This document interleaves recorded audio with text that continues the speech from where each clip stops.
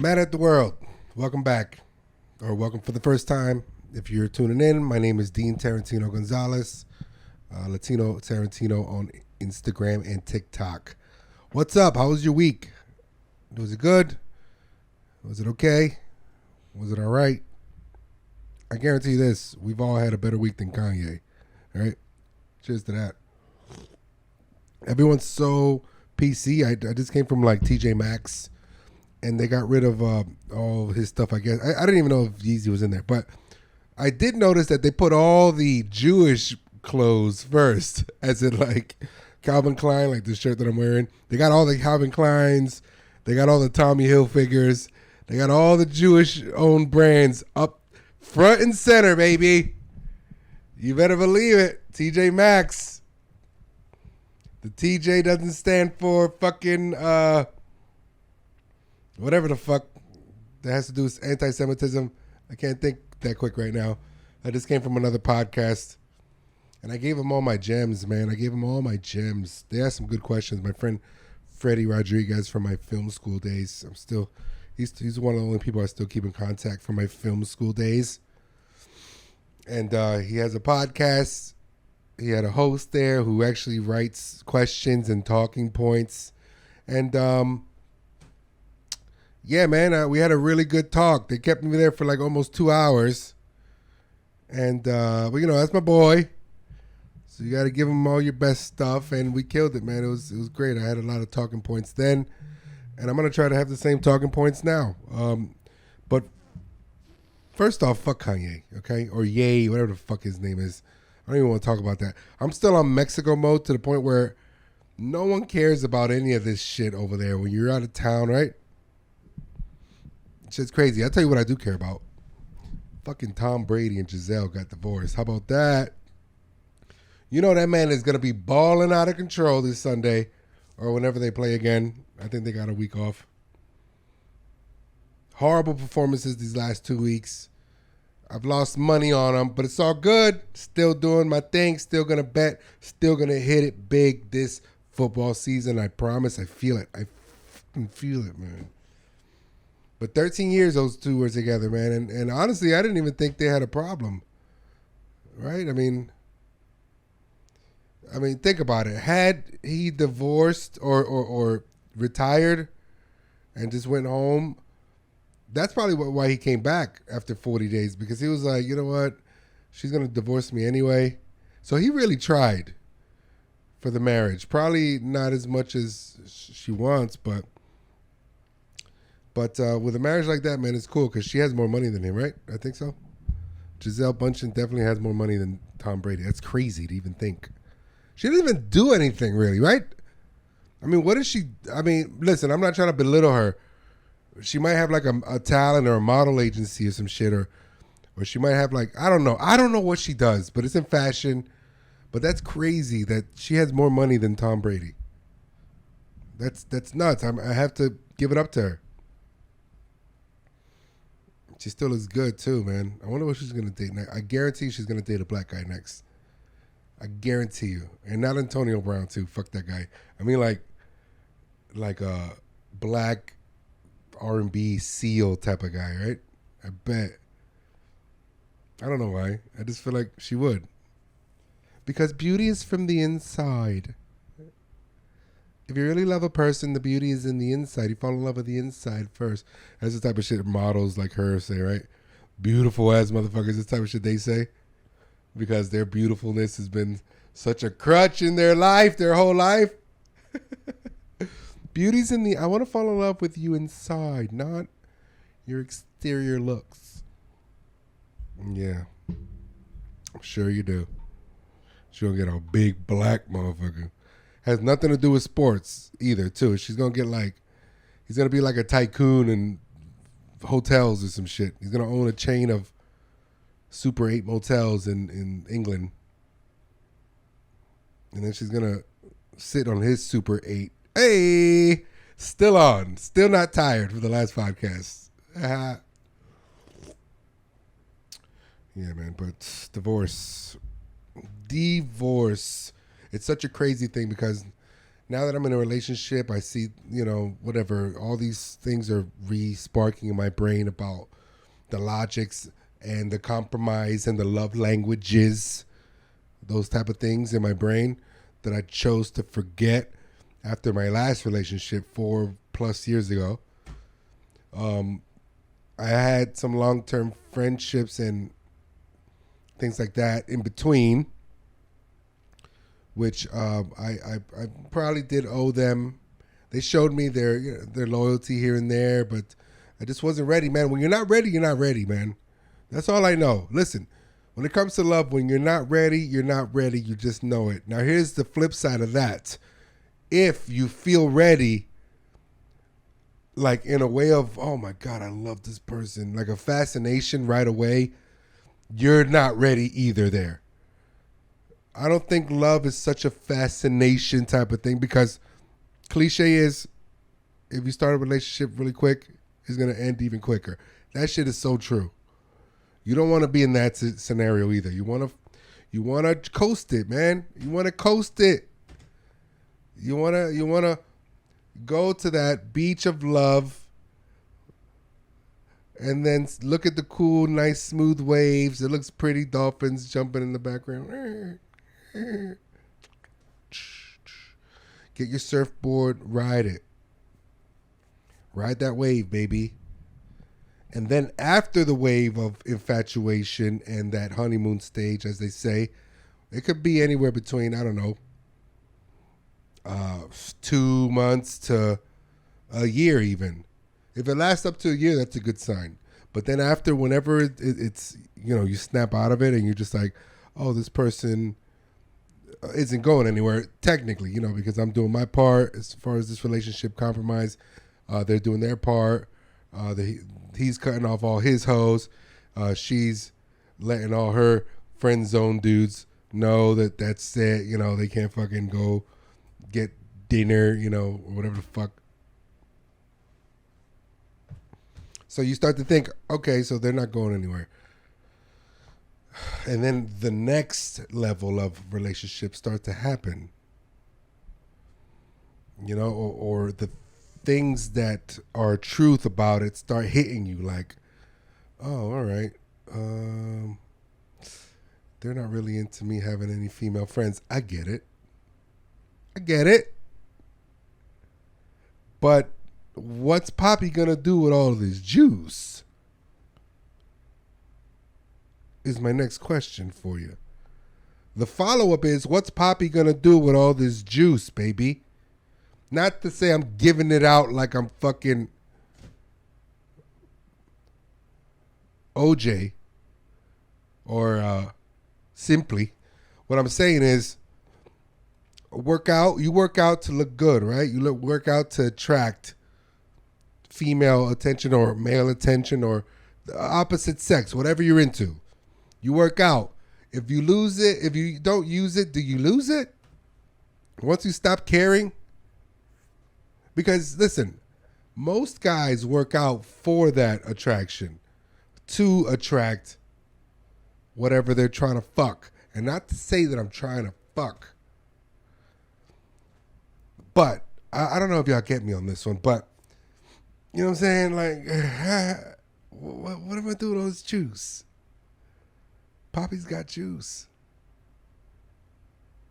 Gallons of juice. Now she's the owner. My girl is the owner of my juice now.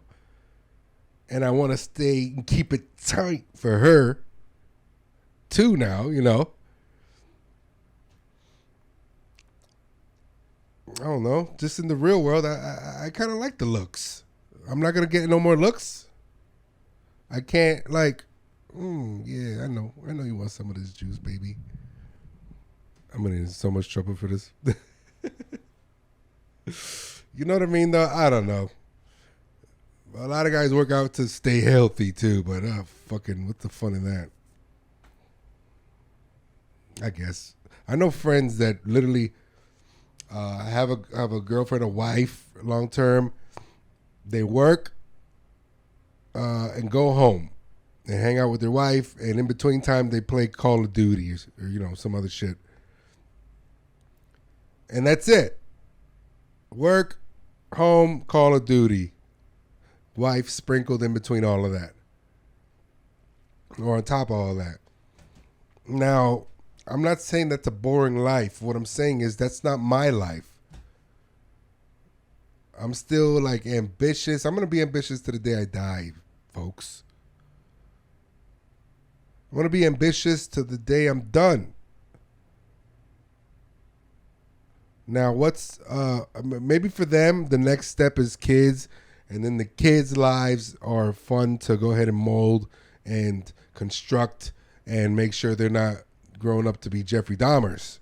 Okay, maybe that's their road, those people that I mentioned before. But mine, as of right now, it's not even that. It's not that. Mine's is I have to get rich. I have to get rich no matter what. No matter if anything. I choose wealth and health over love. Because statistically, think about it.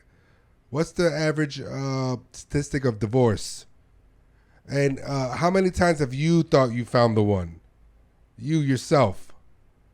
If you're one of those that's like, oh, I thought I found it a couple times, but then I got lucky and blah, blah. Good. Yeah, you're lucky. That doesn't happen often. You're one of 10,000. So I'm going to gamble on love. I love love. Don't get me wrong. I don't hate love. I love love. Poppy's a lover. Anybody will tell you this. But got to keep your head on your shoulders, man. You got to intertwine everything. You got to balance it out. The love, especially if you found something real, which is very rare, and the ambition and your dreams. Because a lot of times a girl will come in or a guy will come in and pretend like he's into it, which I'm not saying this is happening to me. It's not. My girl's actually very supportive. But they'll come in and pretend they're supportive, and guess what? They're really doing? Waiting for you to not fail, but to go through a hardship, a hurdle, which you're going to get into, chasing dreams and shit. And then when you fail at the hurdle or it hurts when you fall, guess who's going to be there to caress you and comfort you into a comfortable defeat? And like, it's okay. You're fine. We have each other. Here, come on. Don't worry. Why do you even need that dumb dream, right? Come on. You see how this is? See how it hurts? It hurts me that it hurts you. Just stay here with me. We'll just be this. And I'm not saying they're doing that in an evil intent type of way, but I cannot and will not and did not turn 25 and the next year turn 50. Because that doesn't make sense about life. That doesn't make sense. Like a life like that doesn't make sense to me. Why would you want to rush to get that old so young? So fast forward to now. I'm just saying the types of love and the type of people and relationships you get into and you find along the way of this love thing. And how it can grab you, a hold of you. And before you know it, your dreams are old. You're mentally old. Body-wise, you're just lazy. You constructed this just, what do you call those rat circles that they just run in place?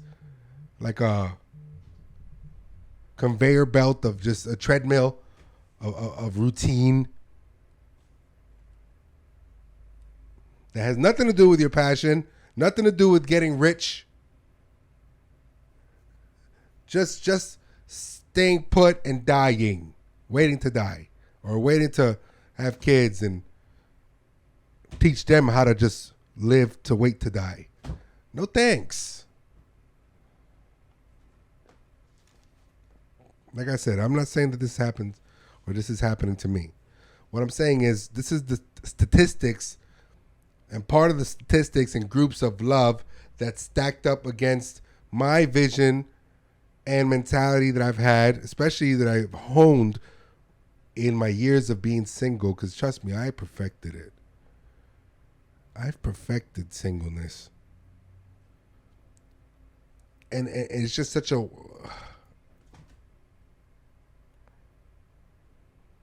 Once you know the truth, you can't lie to yourself no more about that statistical wall. You know, and this 13 years of marriage with Giselle and Tom Brady, things like that, you know, it's just like...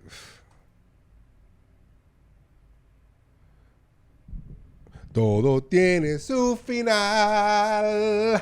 Nada es para siempre. Everything comes in, boy.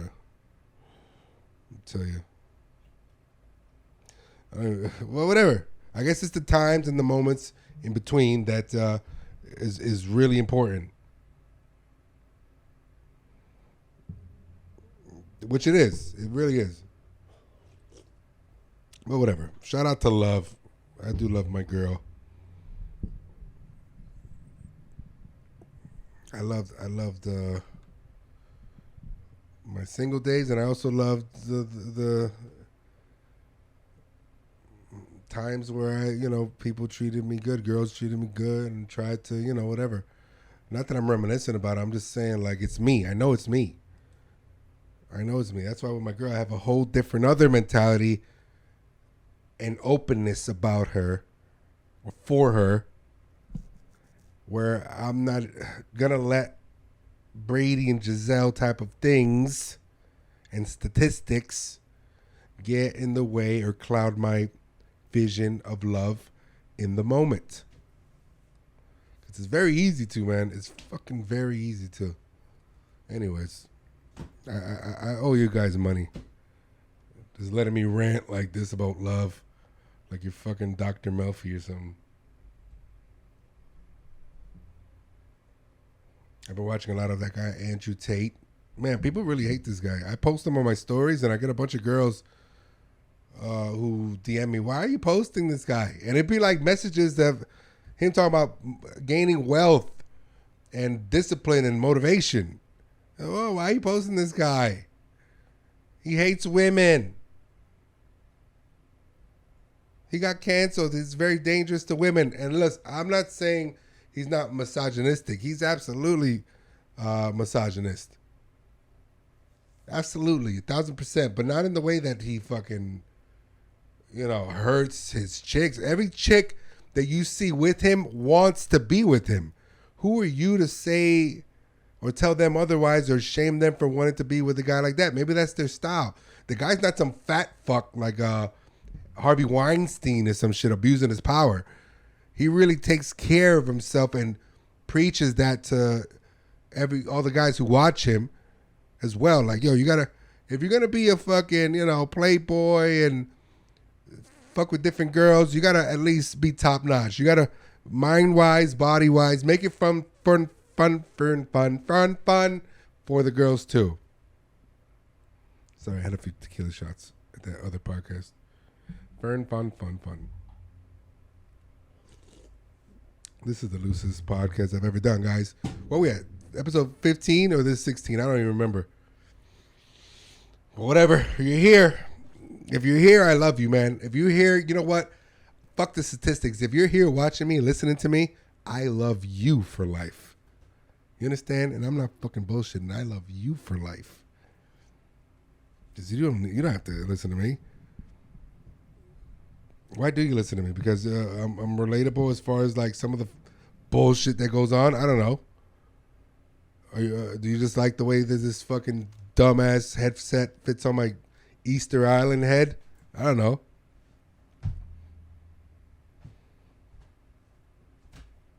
I just try to tell it like it is, man. And that's what I like about Tate. He tells it like it is. In whatever, in his life and all that. Anyways. I've been watching a lot of that guy lately, and he has some really good points, man. He has some really good points, and you know what I love about him too? That he doesn't live anywhere specifically. He's such a globetrotter. Born in the U.S., taken to England, I guess, when he was in 10. Been traveling ever since with the kickboxing.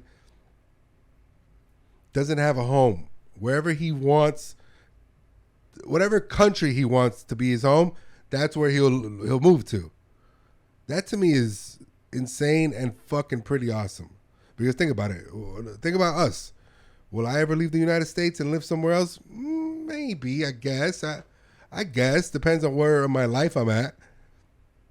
And if I have kids or if I, things like that. But for the most part, 80% of me says, nah, I'll probably just live in LA or retire to Naples or some shit. This fucking guy says, UK ain't cutting it no more. They want to force me to have a mask on. Let me move to Sweden. It's like, Jesus. Just like that? Yeah, just like that. Now I live in Romania. What's up, guys? Like, oh, wow, okay. Discipline, man. Discipline. Got to be a man, bro. I got to be rich, man. I don't know why. I've always felt that being rich is not better, but I don't know. The broke days, you got to appreciate them too, but whatever. Money's just fun. And here's the thing about guys like Andrew Tate. A lot of people think that if you listen to him, you're a misogynist or whatever. You can't even listen to somebody's point. So what the fuck does that mean? That look at Hitler. Hitler has more specials on Netflix than Dave Chappelle, if you think about it. Why? Because he was an evil fuck. But just because you watch the documentary on Hitler doesn't make you evil, does it? So just because I watch and like certain things, a lot of things that Tate says, doesn't make me a misogynist or a douche. I can be a douche sometimes, for sure. I've been a douche at times, sometimes with prior experiences and stuff and girls and stuff. Yeah, sure.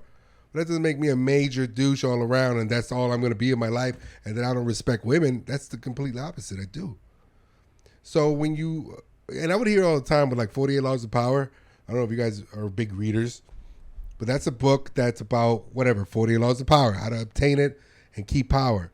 And a few times I've heard people say, oh my God, you like that book? Oh, just like the way they say with Tate. Oh, what are you, evil? Oh. Like, no.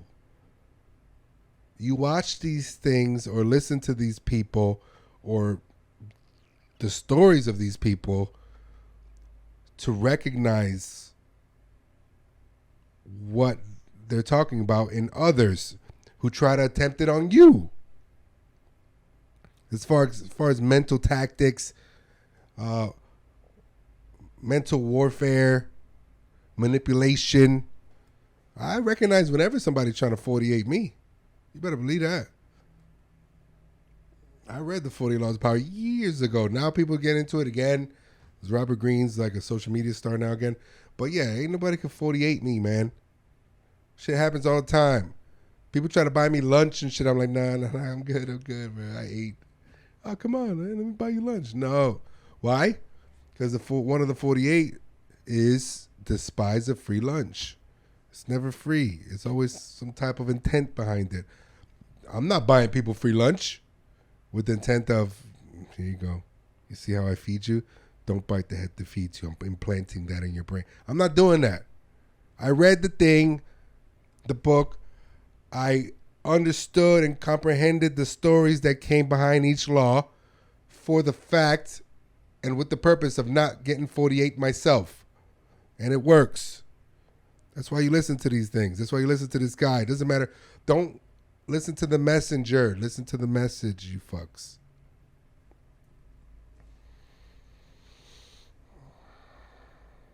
Yeah. Yeah. Is there some people that I wouldn't listen to? Yeah, absolutely. People who don't have shit and always are talking like philosophy. You ever notice that when you go to a podcast or when you watch podcast clips, everyone's a fucking philosopher nowadays, man. Shit's annoying.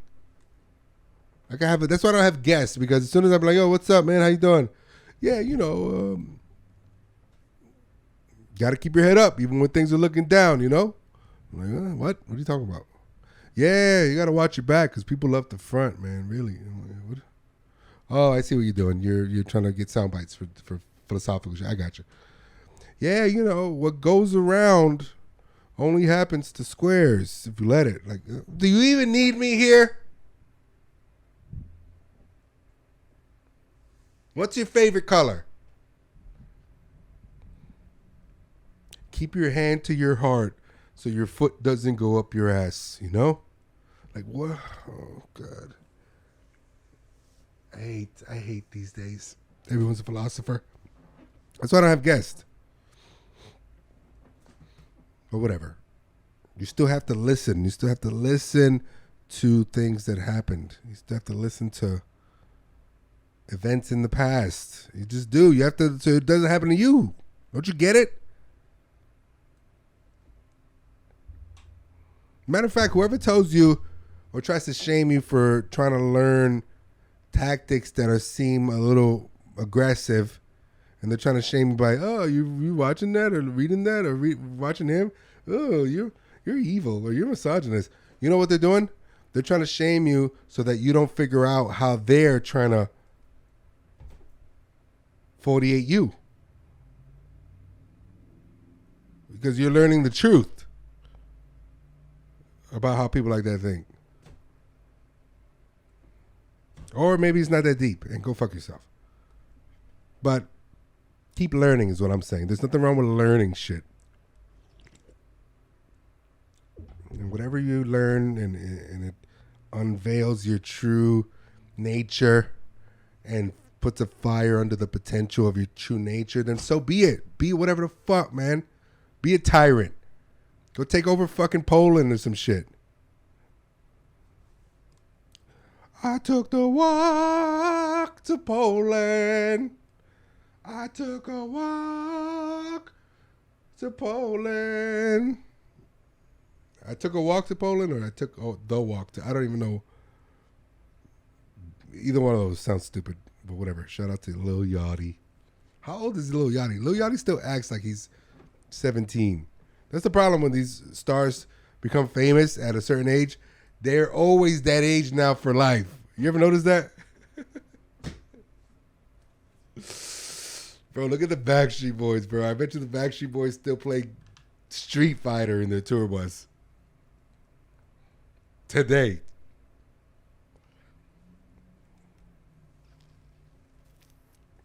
Because they have to be. They have to be exactly who they were when they got famous. That's what people liked about them. Mm-hmm. Anyways, let's see if it happens to me, man. If I get famous, what would I get famous? Like, how would I be famous? I mean, statistically, right, is not in my favor. But even if I gathered some sort of notoriety or clout, even being this asshole that I am now, and that pops underground or my name rings bells, I'm not so much in the limelight, but I am backstage to people, to a nice audience and people in the biz. That's as best as I could hope, right? I actually would prefer that, but I would just keep to myself, right? Because then everybody knows you, and then that's it. Once everybody knows you, you don't want to know anybody because everybody's just going to want something from you. That's what I'm expecting in LA, man. I'm so hyped for LA. I guess I've told y'all before. I'm moving over there very soon. Already got my my pad. I'm not gonna say where, but because LA is dangerous too, right? You can't just. Yeah, I live in Long Beach now. I live in 4850 fucking Oceanside Parkway. You can't do that anymore. Well, not that you should have ever done that, but like. Even more so now, everything's so dangerous over there. You got to really, really, really move correctly, not shine too bright, or you really got to 48 yourself over there. I mean, either way, I'm excited just to get into the comedy scene over there more and really put in the grind that I've been putting in for the past 5 years here over there. But you got to be careful, man. But I love LA, man. I love all that whole West Coast culture and the whole artsy shit of it. I can't wait to bring my Miami roots and New York upbringing and just plant it in LA soil and see the type of weird Joshua tree type of tree it grows into, right? Gnarly ass tree of creativity that I grow into. I'm not even going to recognize myself the next year or two when I come back to visit. When I come back to visit for the first time, like a real visit to Miami for a vacation after living in LA, I feel like I'm going to be such a different person as far as a lot of things: style, presence, mentality, obviously, and hopefully career. Because I do want to bring it back. That's the thing, that a lot of people go to LA to make it or to get work or to do whatever it is their passion is. And they swear, every single one of them swear up and down that they're going to come back to wherever their home is and pop it off over there. But none of them ever do. Not one.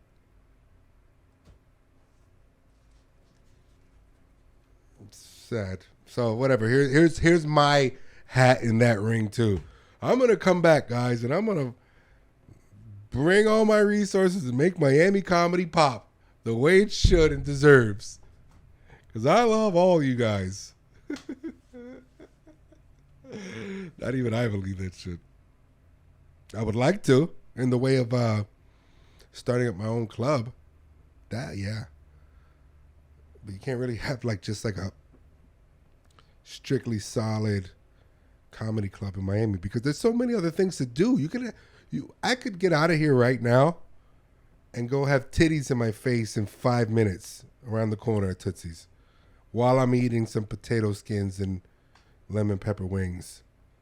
And I can stay there till 6 a.m. the following day if I wanted to.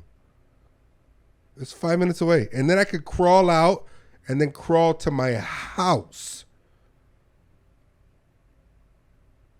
That's how close, easy that is. There's so many other things to do. You go see a drag queen do cartwheels at the Palace in South Beach while you're eating Eggs Benedict. Eggs Benedict. I don't need to tell you why that's funny, but all right. Eggs Benna without a dick. Oh, that's a reach. That's a reach. I'm sorry. But yeah, man. So that's the only thing that would be difficult about starting a comedy club in Miami. It'd have to be like some type of lounge, general lounge thing where I could have like a DJ night or a karaoke night here and there or whatever. I don't know. But I would strictly want it to be comedy eventually. I would even name it something comedy related. Something cool.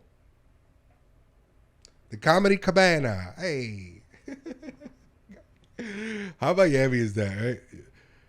Comedy Cabana. You do that. I would name that if I didn't ever think that it would become a franchise and I just wanted strictly in Miami. The Comedy Cabana. Come on down. Tonight we have a lot of chuckles and jokes. And then on the outside, right? But like J-A-J-A-J-A-J.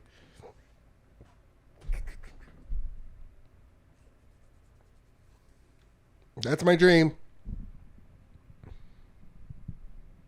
It's all possible with money, is I guess the main common denominator in all this stuff, right? Just money will do anything for you. It's a great resource. Money, man. Money. Money do everything for you except keep you alive, right? We all embrace mortality. That's the only thing that we have to like keep running from. Whatever, man. I'm excited about LA. I guess is what I'm saying. I'm not trying to even think about these other things.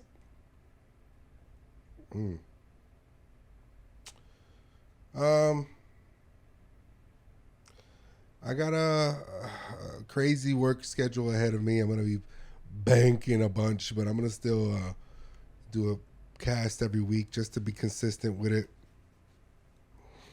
But yeah, man, my sales job is going to be insane these next couple months. If you don't know, I sell health insurance, and November 1st is open enrollment, baby. Cha-ching. Keeping people alive and keeping my pockets to thrive. Oh. But yeah, man, I'm still going to stay consistent, man, because you got to stay consistent. You got to. You got to stay consistent. And you got to stay mentally, I guess. I mean, that sounds weird coming from a guy who literally talks to himself in front of a camera for 40 minutes every week. Anything, don't listen to any advice I have to say about mental stability. How about that? Listen to my comedy shows or my sets or my thoughts on things of that nature. But when it comes to anything related to mental health, take a pass.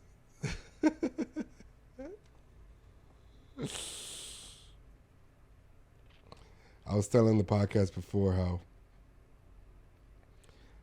I got into comedy. My first laugh was at at a film festival, because I was a film school. And everyone at the end of the festival was talking about, hey, I have this movie coming up. Please donate to my GoFundMe, my crowdfunding, blah, blah. And I said, let me just go up. And I went up and I was like, all right, hey, guys, I'm not shooting a movie or anything, but I do have a GoFundMe account. If you just want to send me money, I'm broke. And then that was the first wave of laughter, because it was like a movie theater. So they all laughed. And then it was like a wave that just whoosh, washed over me of laughter. And I was like, oh, my God, that felt pretty good. The DJ laughed and everything. Gave me a pound afterwards. But that's my Joker origins of how I became a fucking comedian, bro. We had a good talk, man. Matter of fact, on the next cast, I'm gonna have, if they put it out, I'm gonna get some clips from them and put it on here. Every other podcast is like so much more professional than me, and these are people that I've taught about the podcast. Like I've showed them, all right, this is how you got to do it, but they just take it to another level where they fucking totally outshine my shit, and it's just like, God damn, why don't you just do this for me? I've shown like 3 people already the podcast formula and like the equipment to get, and each and every one of them have fucking outdid my podcast. I've just, like, for instance, like if I have a guest, I'll record a audio on one take in one file. You ain't supposed to do that. You're supposed to have one for this guy, one for me. I'll have 5 people at a fucking round table recording into one goddamn file. Fuck it. Who cares? Who really gives a shit? Yeah, but my boy does. My boy does, is what I'm saying. My boy, he has everybody lined up. He has a whole producer. He's a producer sitting right next to me with the fucking writing shit. Like, all right, at 2 minutes, Dean said this about that. Transcribing the whole topics and on segments and shit. I'm like, God damn, dog.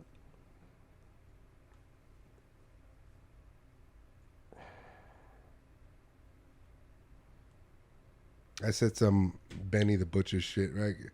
Benny the Butcher rapper. And we were talking about my school days, which they would give cool opportunities to the kids I felt weren't even ready. They may have deserved it because their personality, they're nice, they're consistently hardworking, punctual, blah, blah, which I'm all that as well. But I'm not nice. I want to get things done. I'm a perfectionist. I'm a little edgy, yeah, sure. But anyways, they give it to these people who don't have that thing about the talent. Some people are born gifted. Some people hone their talents. I'm one of those that I'm gifted in a way that I am realistic about things. So I have to hone my talents. But you ever know that? Like when your friend invites you, let's say, to a comedy show, right? In my case. And then you see them and they've been doing comedy 2 years and they absolutely blow. to the point where you're embarrassed to be friends with them, and you kind of want to just dip out and not even say goodbye to them, or ever even make eye contact with them again. A lot of friends would be like, "Oh, he did great," but inside, you know, wow, he fucking blows or she blows. Those are the people who get the opportunities because they're fucking nice. They know the right people. They have the right attitude. So I always felt like the cards was always dealt wrong. So I got my money up and put myself on. Right? I love that fucking bar from Benny's Butcher. Rap is so cool when it comes to shit like that. I was feeling like the cards was dealt wrong. Got my money up and put myself on, motherfucker. Love it. So that's what I said. I just felt like I always, you know, I just made my own deck. I bought my own deck and I made it happen. Or I'm making it happen. Whatever. I had a little tequila over there too. Why does agave make you so emotional? I don't understand. What's your favorite drink? Tell me your favorite drink, guys. Comment. Subscribe. Share. Tell me your favorite fucking funniest moment of the podcast if you have one, you know? I see people watching. I don't know who the fuck is watching, but I mean, I know a couple people. Shout out to my brother once again. I can't wait till I get my brother out there to LA, boy. We're going to tear it up. We're going to tear it up. Tear up the city. I won't deny you. I'm a fucking brother. You don't want to fuck with me. Anyways. Have a good rest of your week, guys. Have a good rest of your week. Make a lot of money. Have a good Halloween. Be careful. Don't be out there trick-or-treating, eating fentanyl gummies and shit. And don't get diabetes. Sucks. See you next time. Mad at the world. Peace.